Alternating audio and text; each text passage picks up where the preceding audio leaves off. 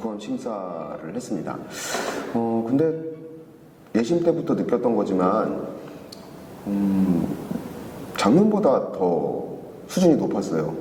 되게 신기했는데 작년에 예심 원고를 쭉 봤을 때의 느낌이랑 올해 예심 원고들을 쭉 봤을 때의 느낌이 확연히 달랐습니다. 뭐랄까요?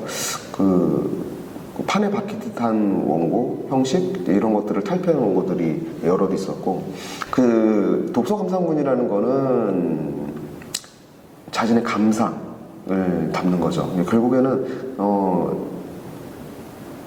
글 자체가 어떤 개념을 분석해서 정리해 놓는다든지, 물론 그런 것도 필요한 책들도 있어요.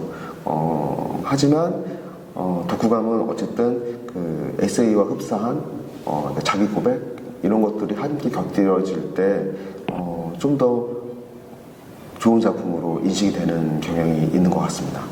그래서 그 다음에 독후감 대회를 준비하신다면 그런 부분들을 좀 생각해 보시면 어떨까 하는 생각을 하고요.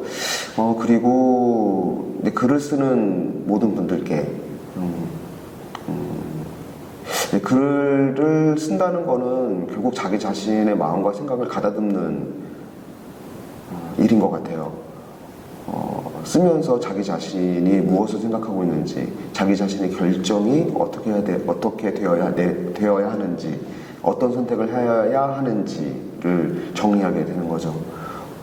그래서 글을 쓴다는 건 우리 일상으로 들어와도 충분히 의미 있는 일이라고 생각을 합니다. 안녕하세요. 시와 소설을 쓰는 임솔아라고 합니다. 협성 독서왕 심사에 일반부에 참여를 하게 되었는데요. 독후감이라는 거는 원래 독서를 하고 난 이후의 감상을 적는 일이지만, 심사를 하면서는 책을 마치 징검다리 삼아서 독후감을 쓴 한 분 한 분의 이야기를 듣는 것 같은 기분이었어요. 그래서 책에 대한 이야기라기보다는 책과 연결되어 있는 한 분 한 분의 이야기를 듣는 것 같아서 심사를 하는 동안 매우 기뻤습니다. 여담이지만 청소년 시절 때 독후감 과제를 유일하게 숙제 중에서 좋아했었는데요. 독후감을 쓰면 아무리 열심히 써도 B+ 정도의 점수를 받았던 것이 기억이 나서 항상 그때는 이해가 안 됐거든요. 그래서 이번에 심사를 할 때에는 그때 B+를 맞았던 저의 마음을 되새기면서 어떤 독후감의 틀이라던가 그런 것에 얽매이지 않는 솔직한 마음이 담겨있는 글들을 더 유심히 찾아내려고 했습니다. 고생 많으셨습니다. 안녕하세요.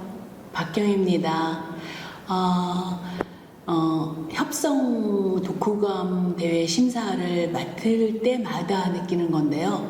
일단 선정된 책이 너무 이 시대에 맞는 책들이어서 너무 좋았어요. 저는 여기서 선정된 책들을 일부러 찾아서 읽어요. 심사하기 위해서가 아니라 내가 몰랐던 놓친 책들, 또 가장 핫한 책들을 찾아 읽고 이렇게 이제 심사 자료가 와서 읽으면서 느낀 점이 있어요. 지금 종이책이 사라지는 세대라 그러고 책을 너무 안 읽는다 그러는데, 여기 독후감대에 몰려온 원고들을 보면 그런 말들은 어디서 나왔나 그럴 정도로 너무 애정 깊고, 그 다음에 책을 무엇보다 굉장히 깊이 읽고, 또 거기에 사유까지 들어간 작품들을 보면서 저는 우리 책이 결코 종이책이 죽지 않을 거란 희망을 받았어요. 그리고 또 고등학생들의 경우 좀 놀라운 게 문장 실력이랄까 이런 게 좀 뛰어나요. 그래서 제가 좀 알아보니까 학교에서 이렇게 서평 이런 쓰는 것들을 좀 공부하는 것 같아요. 그래서 저는 그게 굉장히 바람직하다 그런 생각이 들었고요. 그다음에 학교에서 이렇게 단체로 이 책을 정해서 읽고 쓰고 이런 과정들이 어떻게 보면 획일적인 것 같지만 그래서 그나마 우리의 그 독서 세계가 무너지지 않는 것 같아서 참 감사하고요.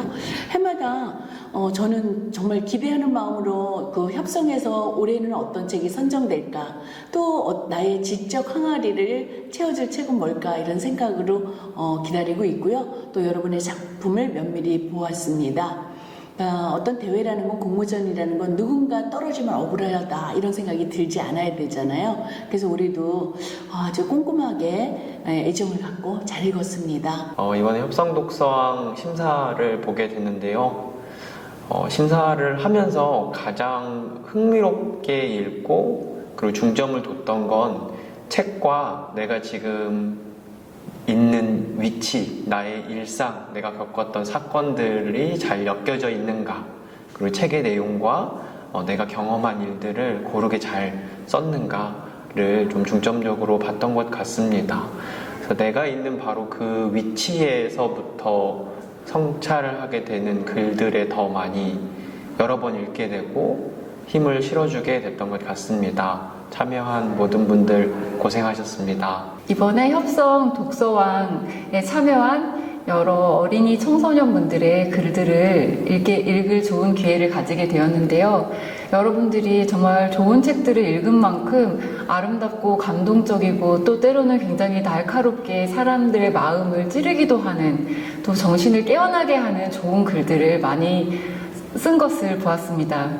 그래서 저도 이번에 특히 어린이들과 또 청소년들이 이런 생각까지 할 수 있구나, 혹은 정말 이렇게 자신의 마음을 솔직하게 드러내는 모습이 정말 아름답구나 이런 생각을 하게 되었는데요. 심사를 하면서 느낀 점 한 가지는 역시 자신의 마음을 있는 그대로 표현하는 글이 조금 서툴더라도 사람의 마음을 움직인다는 것입니다. 어떻게 보면 문장을 아름답게 꾸미는 것이 좋은 글처럼 보이기도 하지만 글을 읽는 입장에서 봤을 때는 이것이 겉모습으로만 꾸민 것인지 혹은 진짜 느끼는 것인지도 보이기도 하거든요. 그래서 여러분들이 내가 글을 쓸 때 약간 이거 좀 너무 서툴게 썼나 혹은 좀 부족한가 하는 느낌이 들었을지라도 사실 읽는 사람에게 잘 전달되었다면 그 글은 좋은 글일 거라고 생각합니다. 이번에 독서왕에 참여한 여러분들의 글을 보면서 한 가지 아쉬웠던 점이 있다면은, 어떤 친구들은 좋은 독후감이란 건 이래야 된다라는 어떤 정답을 가지고 있는 경우도 있었던 것 같아요. 그래서 그런 정답이 사실은 좀 벗어나서 약간 과감하게 자신의 생각을 솔직하게 드러내는 글들을 썼으면 좋겠고요. 안녕하세요. 저는 검은 여우를 키우는 소년을 쓴 신동섭이라고 합니다. 그 덕분에 오늘 이렇게 초등부, 중등부 심사를 맡게 됐고요. 사실 제가 진짜 독후감을 쓰는 걸 참 어려워하는 학생이었는데, 오늘 이렇게 우리 친구들이 독후감 쓴 걸 보니까, 다들 저보다는 낫구나, 그런 생각이 들더라고요. 실제로 저처럼 좀 어려워하는 학생들도 있었는데, 그래도 다 공통적으로 제가 느꼈던 거는, 좀 상쾌하다고 그래야 되나? 개운함, 그리고 뭔가를 해냈다는 그런 느낌을 느낄 수 있었거든요. 그러니까 이제 완주한다 그러죠. 뭔가 끝까지 해낸 사람들만이 느낄 수 있는 기분인 것 같은데요. 책 읽는 것도 그렇고, 그걸 또 독서록까지 쓰는 것까지. 예. 그건 아마 보통 특별한 경험이 아니었을까 싶습니다. 실제로 많은 친구들이 또 다른 책에 한번 도전해보고 싶다, 그런 얘기를 하기도 했거든요. 근데 이번 계기가 돼서 그 독서라는 길이 더 넓어지고 길어지는 계기가 되었으면 합니다. 해마다 기대가 되는 행사예요. 저는 이 응모전을 볼 때마다 올해는 어떤 책을 선정을 해서 독후감 응모를 했을까, 읽을 때마다 이렇게 좋은 책을 고를 수 있구나, 시대정신이라고 하는 게 어떤 건지를 잘 느끼게 해주는 그런 선정이어서 늘 그 선정이 기다려지고 그 책을 다시 읽어보는 기쁨이 있습니다. 올해 작년에 비교를 해보면 전체적으로 독후감의 수준이나 내용이 더 좋아진 것 같아서 아주 반갑습니다. 특히 일반부의 경우에 작년에는 워낙 그 중고등부 쪽에서 좋은 독후감들이 많이 나와서 그쪽에서 뭐 어려움 없이 선정을 했는데 올해 같은 경우는 초등부의 독후감이 꽤 좋았고요.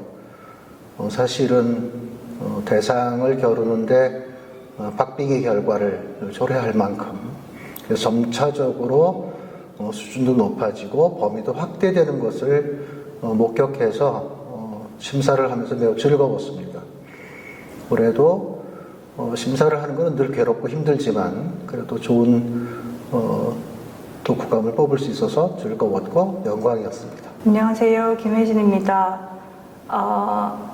협성 독서왕 심사에 참여하게 돼서 기쁘게 생각하고요. 올해는 유독 응모작들이 많았는데 한 편 한 편 이렇게 읽으면서 힘들기도 했지만 또 즐겁기도 한 경험이었던 것 같습니다. 그래서 진솔한 이야기 또 가슴에 담아둔 이야기 나눠주셔서 너무 감사드리고요. 비록 수상하신 분들한테는 축하를 그리고 또 비록 수상을 이번에 하지 못하셨더라도 또 저희 이 심사하시는 분들에게 작은 감동을 주셔서 감사하다는 말씀 드리고 싶습니다. 고맙습니다.